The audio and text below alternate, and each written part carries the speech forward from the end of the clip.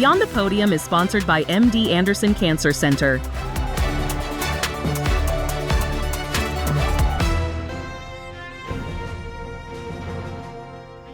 I'm Anne-Marie Tiernan, and you're watching Beyond the Podium. Right now, the world's best athletes are on display, competing in the Winter Olympics in Northern Italy.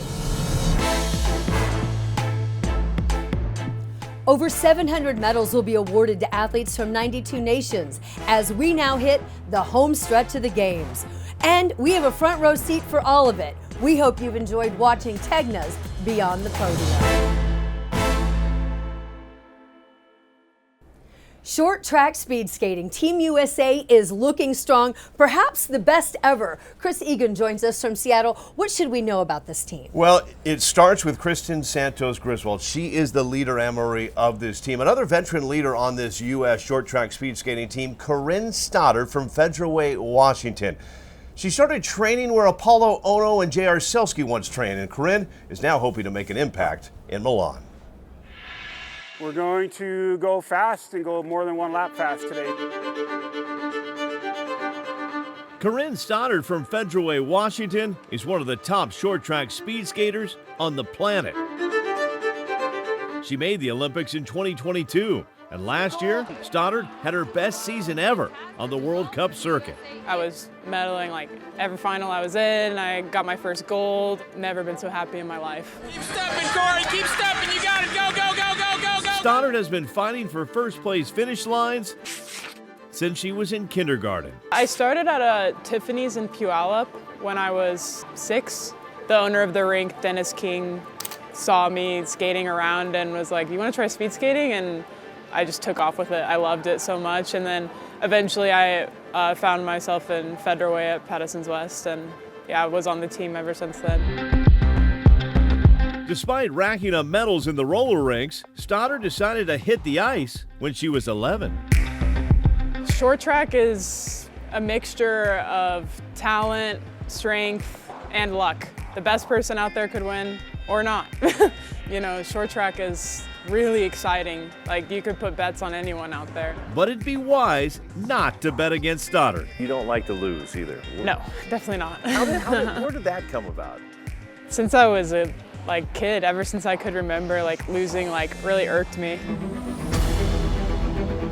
On race days, Stoddard is a fighter, but she's also realized over the past few years that's the same mentality she needs to have on practice day. It's something Stoddard learned from teammate Kristen Santos Griswold. We both push each other really hard in training. We're competitive with each other, but we're also best friends. So I think seeing her with her success first showed me that I could do it too. She has grown to be one of the best skaters in the world, and it's been really exciting and impressive to see. What is it like to represent the U.S.? It feels really good, especially when I skate well and make all of my friends and family proud, my parents proud. It's rewarding when you do well for the country. Wow, this resurgence in speed skating for Team USA is really something, and it all has this common start. Yeah, and we saw some of the video there, Anne-Marie, and I mean, this is not just Corinne Stoddard. You can talk to Aaron Jackson about this. They all start on the roller rinks, roller skating. I did it as well. You had couple skate, speed skate. I wasn't very fast when I did it back then. Pretty good at the couple skate, I will say that. But fascinating to me, this Patteson's West in Federal Way, Washington. Apollo Ono started there. Casey Boudier, a name from the past, he started there. J.R. Selski, Aaron Tran, Corinne Stoddard. We look ahead to the next Winter Games. Young man by the name of Marcus Howard. They all started there roller skating. They make that move at one point to ice because they all have Olympic dreams, or a lot of them have Olympic dreams, and there's no roller skating at the moment in the Olympics, so they move to speed skating. To ice it is. Yeah. All right, Chris, thank you.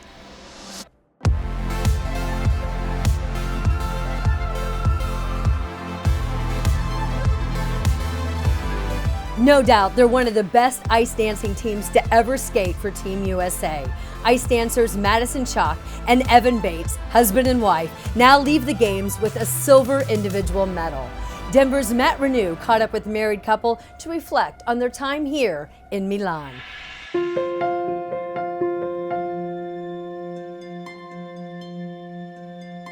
You've been asked this question over and over again. You clearly you've been targeting that goal for a long time, but this is very nice too. You know, it's been the best. We really set out to accomplish our best skates, and that's what we did. We delivered 4 of our best performances, our gold medal performances personally, and we couldn't be prouder of what we've accomplished.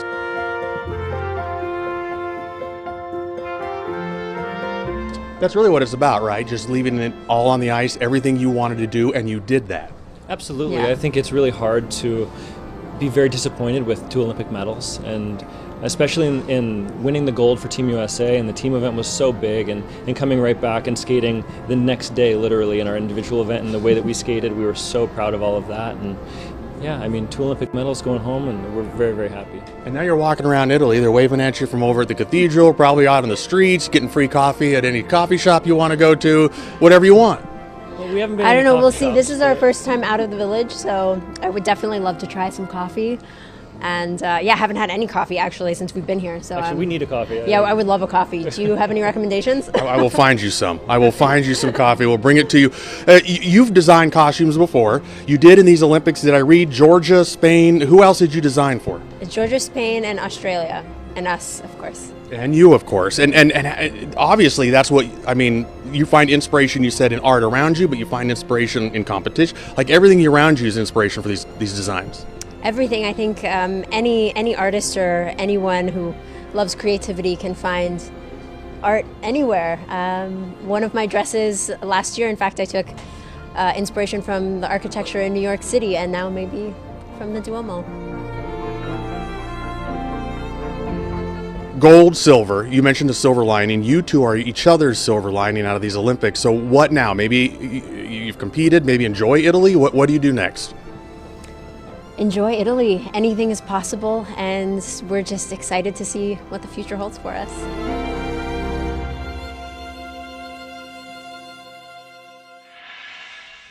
Let's talk curling, and you don't want to underestimate the physicality of these elite athletes. Alicia Lewis from our Minneapolis station joins us with a look at this. Yeah, Minnesota is the epicenter of curling for a reason. In fact, a lot of people, when they think of a curler, they think of a stereotype of someone who plays on a beer league or a dad bod, but that's not the case at all. In fact, our U.S. curling team trains at an NFL facility of the Minnesota Vikings. Take a look. When you think of a curler, beer drinking, there's the dad jokes that come along with curlers. You used to be able to smoke on the ice, drink on the ice. There were benches halfway down. There are images from the 1970s World Championship where you have players who have cigarettes in their mouths. the stereotype of a curler has significantly changed, especially when it comes to their athleticism. For centuries, curlers have been throwing heavy objects down a sheet of ice. Today, they are lifting them. We have about 22 to 25 athletes in the Twin Cities that train here with us. Here at the Training House, a training facility for elite athletes and home of the Minnesota Vikings. Hey, come back with a glute. Yes, football players and now Olympic curlers. I'll be next to me and, about to grab like a 40-pound dumbbell, and they come and grab a 100-pound, and I'm like, maybe I'll go up a little bit and grab a 50 or something. So I guess it helps, makes me push myself a little bit more. They're giant. They're just you just want to get out of their way so you don't get run over. Whether you're tossing a pigskin or throwing a stone, elite athleticism comes in all shapes and sizes. The better we are in shape, the stronger we are, the better we can perform on the ice within the sport. After U.S. curling won its first Olympic gold in 2018, the sport was thrown into the spotlight, putting Minnesota curlers on the map. The partnership with the NFL, the Vikings, and the team that we have here at TCO has been fantastic. Minnesota is definitely the place to be. Midwest is the place to be for curling. For athletes who are just trying to push to the next level, there's just resources out here, and it's just unmatched anywhere else. Cool connection, and the curling team is making history here in Milan. That's right, 54-year-old member. He's the alternate on the men's team. He made history by throwing his first ever stone. The team was down, so they're like, Rich, get in there, and he did, and he had the biggest smile on their face despite the fact that they lost the game. Yeah, 54, the oldest member for Team USA at a Winter Olympics. Love to see it. Way to go, Rich. The beauty of Italy is always on display wherever you go, and that includes a beautiful cathedral nestled in the side of a mountain. We take you there next on Beyond the Podium.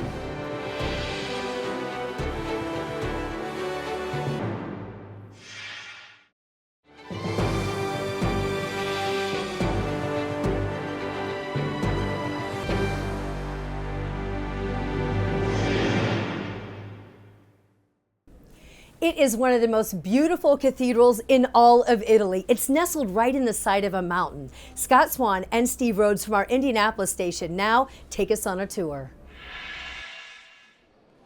Italy is famous for churches that take your breath away. Gold ceilings and masterpieces that fill every corner. In cities like Rome and Florence, entire itineraries revolve around church tourism. Centuries of architecture and art that attract crowds from around the world.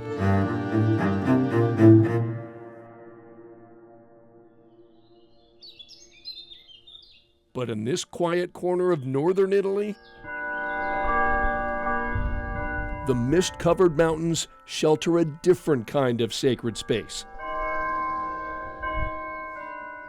Welcome in this holy place. My name is Martino. I'm a priest.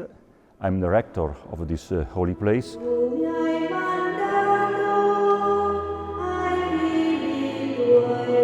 There's no gold here. No towering columns. Just simplicity. And yet many travelers consider this church a must visit. Because the true wonder of this sanctuary isn't inside these walls,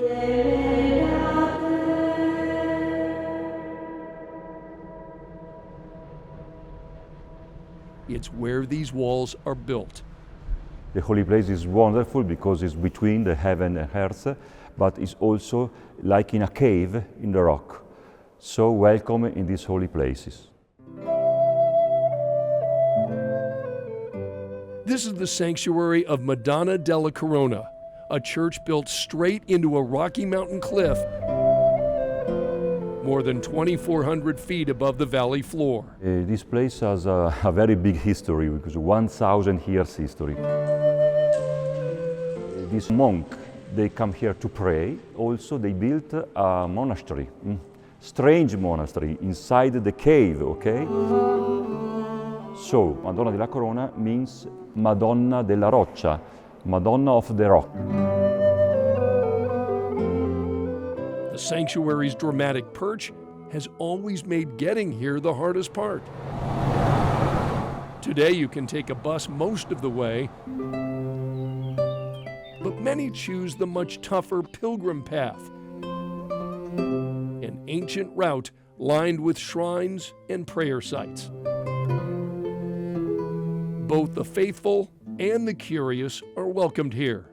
Tourists coming just to see, just to have a selfie, but when they have a connection with this spiritual place, they change his life. The walls here are covered with hearts. And one day I found this. Someone come, I don't know who. Tiny gifts left by visitors who've experienced miracles in their life. People come here with a problem in the soul. But here they found a place where it's possible to become better. The priest says he felt that healing firsthand.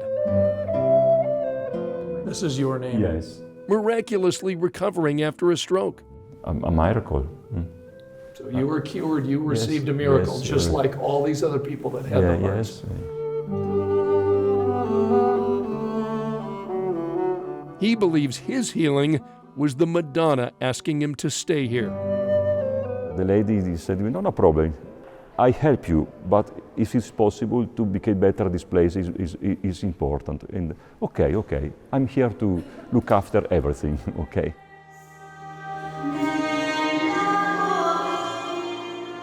And so he continues to serve and welcome all who are willing to take the adventure to what he calls this miracle on a mountain. This is a powerful place, I think because of the rock.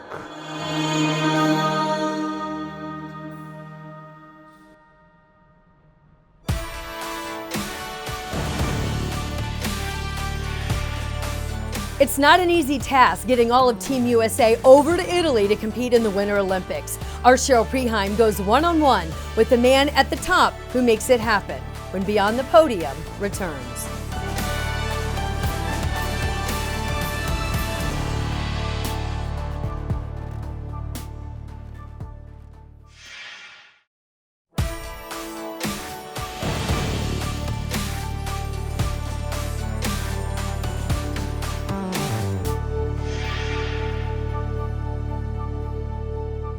To get the more than 200 athletes on Team USA, plus their coaches and support staff, all the way to Italy, you need transportation. And Delta is the company to do just that. Atlanta's Cheryl Preheim talks with the man at the top of Delta.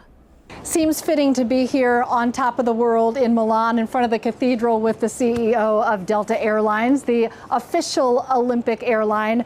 Ed Bastian, thanks for being here. Cheryl, thanks for having me. What a city, what a games. It's incredible. It's incredible. And what a sight you got here. You got the Domo and the enthusiasm and the athletes here. It's just a pattern of excellence is what the Olympic movement stands for, right? And we all want to be part of that, and it just lifts everybody.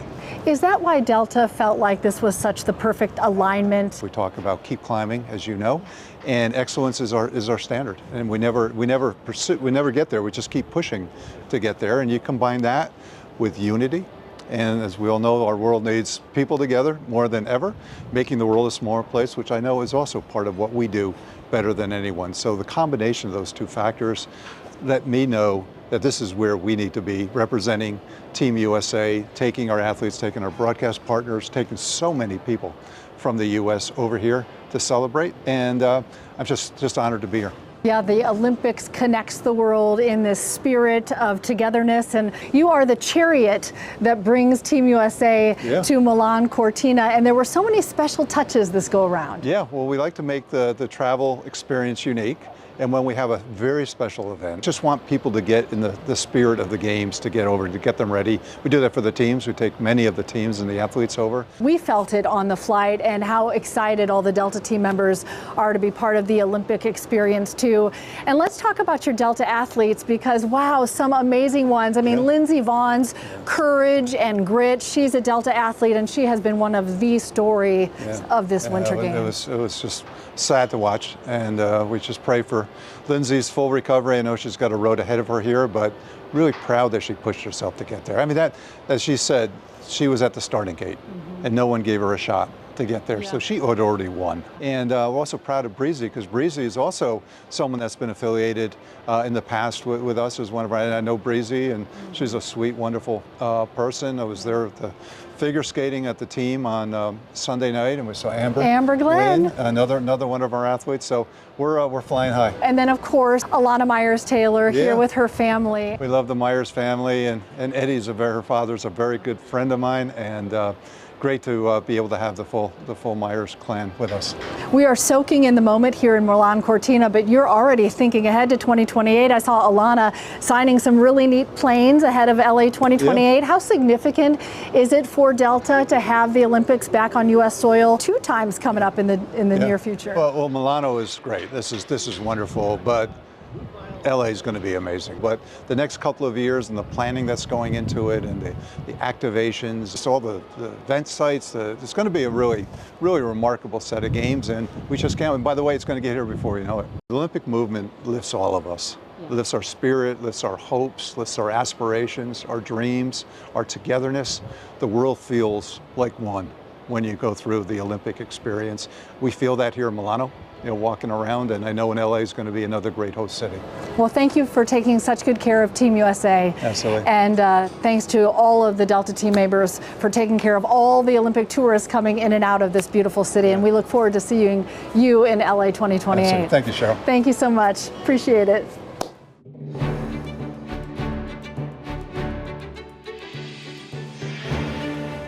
We head to Cortina and take a look at how that hallmark town has really benefited from co-hosting the Winter Games. We wrap up another edition of Beyond the Podium next.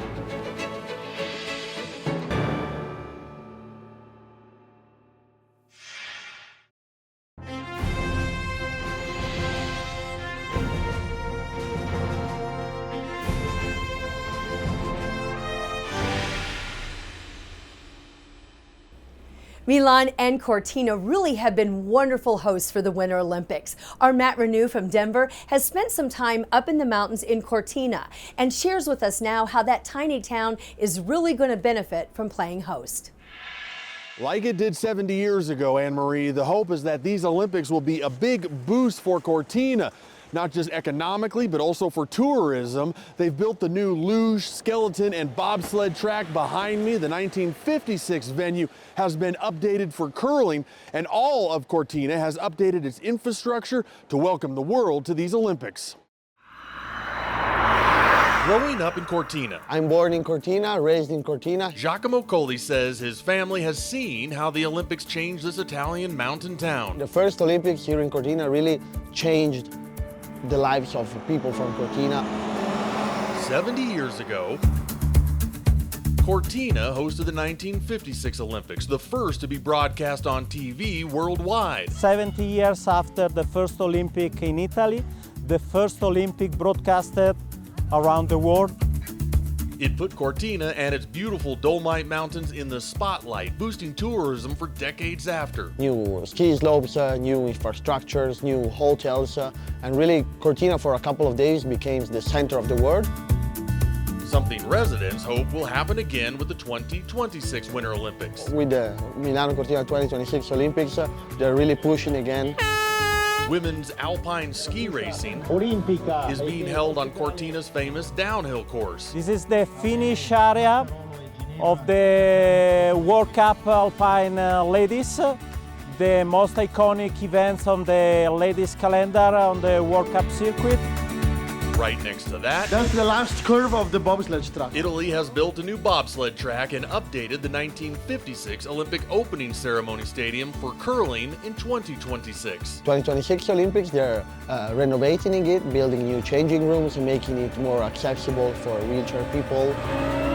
While in town, nearly a dozen new hotels have been built for these winter games. Creating new infrastructures, new facilities, and attracting more interest from all over the world. And are all things that Giacomo hopes will help Cortina strike gold again with another Winter Olympics. A great opportunity for Cortina having the Olympics back again. By the way, those 1956 Olympics helped pave the way for a number of movies to be filmed in and around Cortina. The Pink Panther in the 1960s, James Bond and For Your Eyes Only in the 1980s, and then Cliffhanger in the 1990s. Anne-Marie, we'll see if these Olympics bring that same Hollywood magic to Cortina down the road. And thank you for spending time with us here as we celebrate the 2026 Winter Olympics. We hope you've enjoyed this edition of Beyond the Podium. We have more stories for you in the days to come. I'm Anne-Marie Tierney.